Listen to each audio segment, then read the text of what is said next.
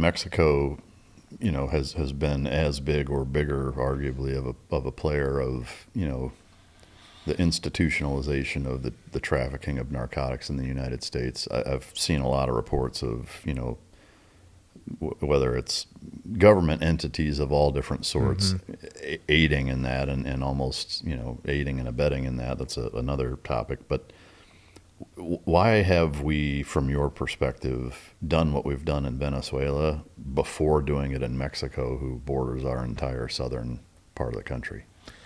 It's low-hanging fruit. So the operation we did in Venezuela, by no means was an easy operation. Very complex, very different. But compared to what we're facing in Mexico, because Mexico is going to be more of like a guerrilla warfare kind of environment. So I don't care how big and bad you are. I don't care what kind of unit you're going in there. This was a precision event in Venezuela that had a specific goal in mind. It was limited in scope. It was done in a matter of an hour and a half, 2 hours, and out, right? With the pressure applied. In Mexico, it's a very different situation. We have all of the states in Mexico, every one of them is touched by narcotics at some level, but it's much more than that. We have the border states. We have all of the families that cross the border. The economy is dependent both in the U.S. and Mexico, even though their government in complicity, total complicity, participation, if you will, with the narcos, and the flow of fentanyl from China has killed over 1 million of our people, okay? The reason why we can't go in is because of the proximity to the U.S., the potential dangers of what's going to happen when we go in. The dynamics are a very different dynamic from an economic factor, even though Venezuela has oil and all that stuff.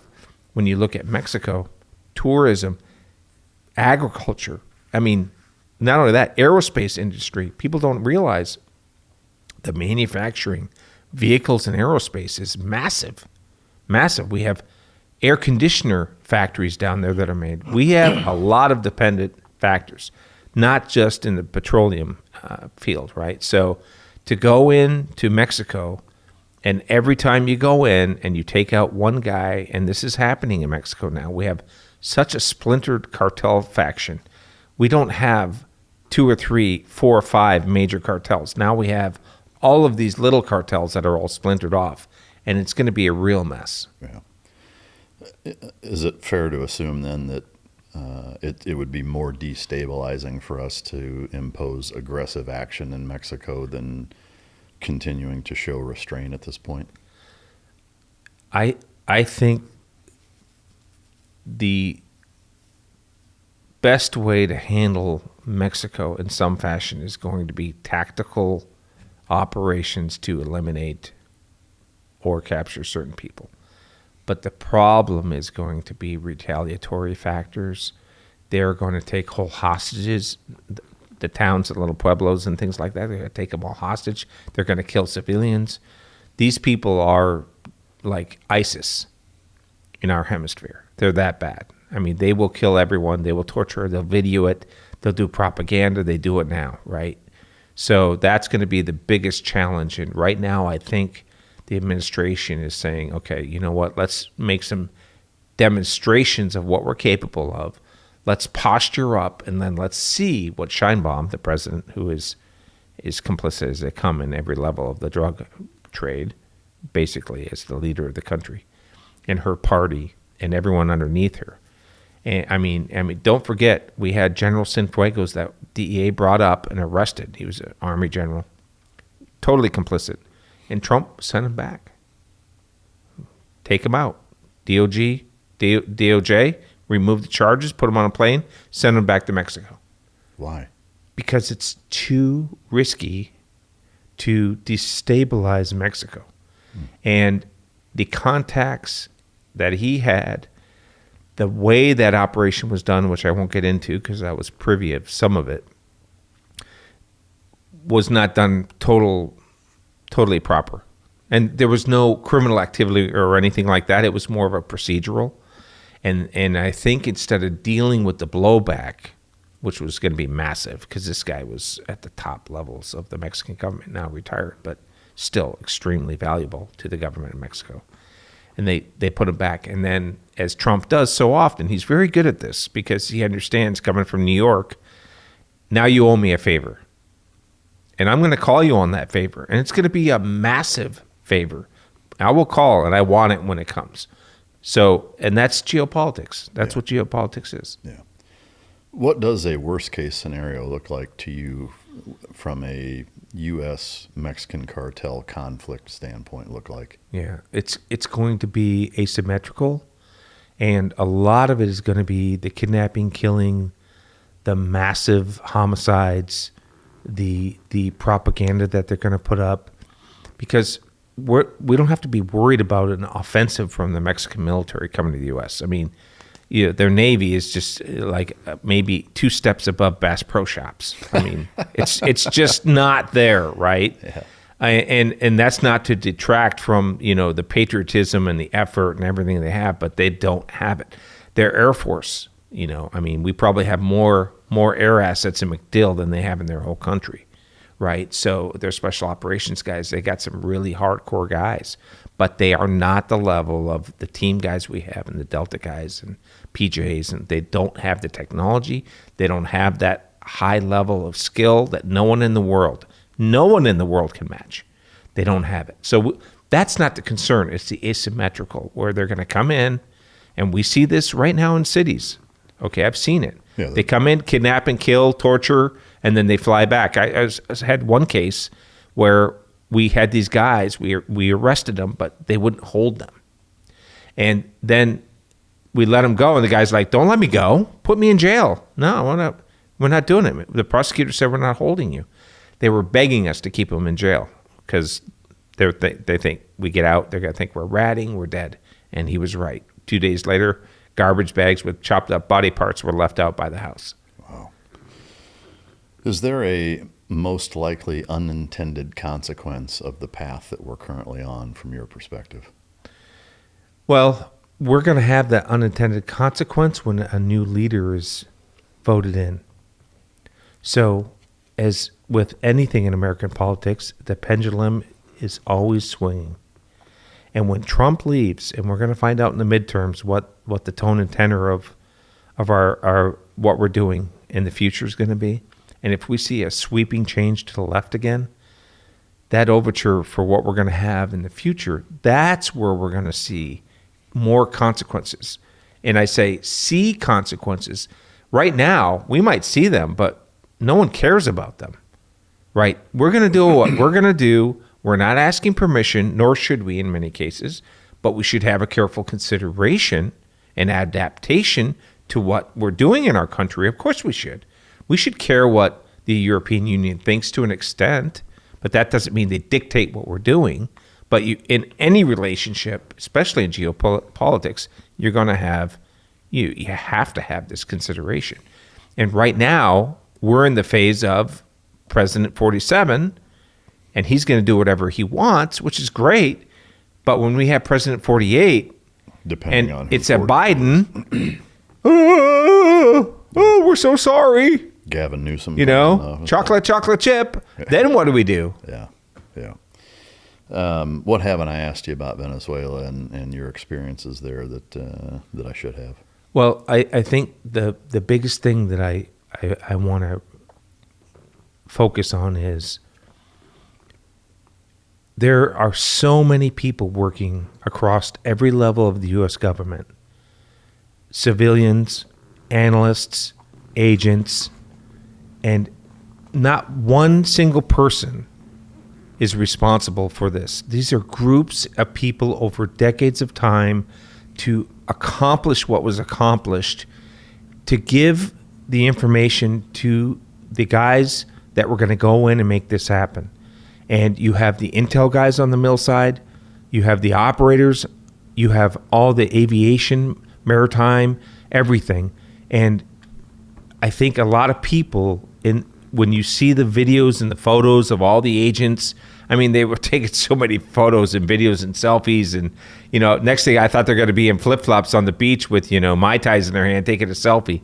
It was a little bit too much for me, but when you see these guys in uniforms and all that stuff, many of those guys, not all of them obviously, had nothing to do with the case in Venezuela, right? I want people to look behind the curtain at the people that were really, really putting themselves out at risk. Yeah, was I there? Yes. Was I doing it? I was one of dozens and dozens. When I left, there was another guy there that took my place, right? There was a guy there that was with me, TDY, for the beginning of it. I don't talk about their names, as I talked about and all these things. But the FBI guys that were helping me, the HSI guys that were helping me, the assets that were there, the people that lost their lives, assets that I had that were killed, assets that I had that had to be removed out of the country, right? And it takes, I always say this, it takes a village, right? Just like anything, to put all these things together. So, the U.S. government has what it takes to do anything that we want to do. And the American people can know and be proud, like, maybe you don't like what we're doing, but when the time comes and someone gives the call to muster up and get it done, our U.S. government can beat anyone in the world, and we will beat them, and we do it for them. And all these men and women risk themselves and sacrifice their lives for it. That's what I want people to really understand. Amen. And the military too. Yeah, absolutely. I appreciate you saying that for sure, because that's, I think, lost on a lot of people that maybe don't agree with the action itself. But, it almost kind of reminds me of, like being a parent sometimes, that not to call, the collective U.S. citizen children, but, when there's an element of a lot of information that you're unaware of, and most specifically to the danger, it's like, the kid wants to go play in traffic, and the parent understands, hey, that's not a good idea, and you may not understand why. There is an element of that to it. I think.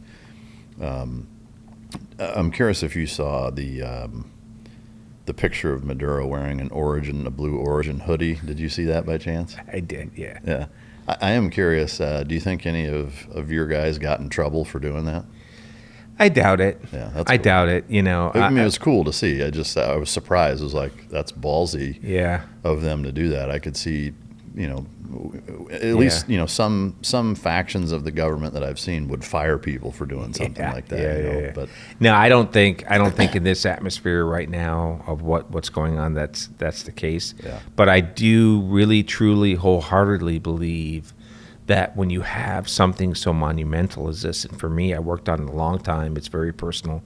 I could have been killed there. I had a contract. I had to put my family through a lot, had to hide out, all the things that go along with those things.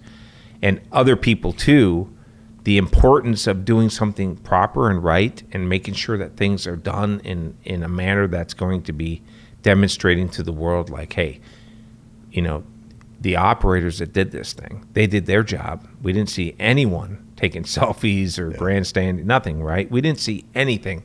We didn't even hear from anyone, because these guys are real pros. Yeah. So when we bring him into court and we bring him in and all this other stuff, okay, the bosses want to get their pictures with him and all that stuff. For me, in my idea, it's not about the bosses.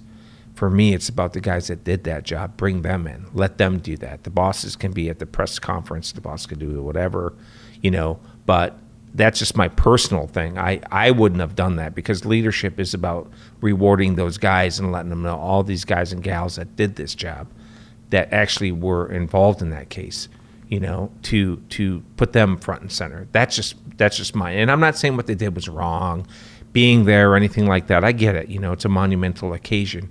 But, it's critically important to demonstrate to the world these things. Everyone in the world was watching this. Yeah. Couldn't have said it better myself. Beyond Blurry Lines. Tell us about what that's all about. So, I wrote it. I wrote it again, and I wrote it again, and I wrote it again. It's kind of like a chronicle of my life. It has a lot of details when I was a police officer, details when I was paralyzed. A drunk driver in 2001 paralyzed me. And little beknownst to me, he was actually using an alias name. He absconded for 23 years after I retired. He came in and he got probation because He was, you know, Is it a growing up as statute of limitations thing? no, or- not at all. No, he had a warrant. He actually had the warrant for him. So they had already charged him, but he had over 300 alias names, and he had used one of those 300 alias names. They didn't even check. They bungled the whole investigation. He disappeared, lived his whole life. I get a phone call from a prosecutor a few years after. He's like, "You really want to follow through?" And I'm like, "Yeah, I do. Actually, he paralyzed me. You know, I was in you know, the middle of the best part of my career with DEA. I was 31 years old, prime of my life, and then this guy. And then when I went to court and they gave him probation, I was just like, you got to be kidding me. Minnesota, by the way. He was not Somalian. But so it goes through that, and it goes through why I joined DEA, things I went through with DEA, the paralysis to overcome. So it's kind of like an autobiography in a sense, you know. Yeah. Yeah. Which reminds me, I encourage anybody listening to check out episode 255, where we kind of walk through your chronological timeline of your career and life story and everything. So I hope that it matches well with the book. No, thank you, and for having me back. It's a real, as you could tell, I'm very passionate about what Venezuela means to the USG and the U.S. public at large, what we went through, and who worked on all this. It just means a lot to me to see the culmination of everything, and the fact that Trump actually ordered it to take place is just pretty gutsy. Amen. Absolutely.